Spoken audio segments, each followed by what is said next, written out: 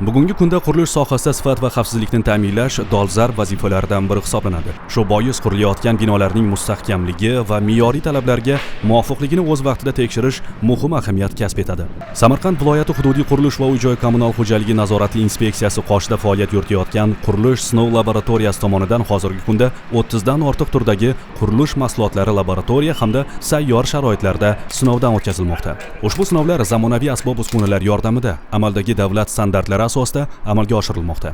Navbatdagi sayyor laboratoriya sinovi Samarqand viloyati Pastorg'om tumani Chortut mahallasi hududida barpo etilayotgan ko'p qavatli turar joy binosida o'tkazildi. Tekshiruv jarayonida binoning birinchi qavati ustunlaridagi beton mustahkamligi GOST 22690 davlat standart talablariga muvofiq ravishda buzmasdan sinash usuli orqali o'rganildi. O'tkazilgan sinovlarning dastlabki natijalariga ko'ra, beton mustahkamligini belgilangan me'yorlarga javob berishi aniqlandi. Yakuniy xulosalar esa bir ish kuni ichida rasmiylashtirilib, qurilish tashkilotiga belgilangan tartibda taqdim etiladi.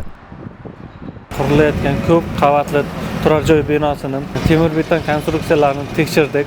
Bunda bizlarda Onyx va Shmet yordamida beton mustahkamligini aniqladik. Loyiha talablari asosida bajarilayotgan temir beton konstruksiyalari, ustun va to'sinlarni tekshirganimizda dastlabki xulosalarga asosan beton loyiha hujjatlariga asosan qurilayotgani aniqlandi. Qayd etish joizki, inspeksiya qoshidagi qurilish sinov laboratoriyasi tomonidan bunday nazorat tadbirlari muntazam ravishda olib boriladi. Bundan ko'zlangan asosiy maqsad aholi uchun barpo etilayotgan turar joy binolari va inshootlarning sifatli, mustahkam hamda xavfsiz bo'lishini ta'minlashdan iborat.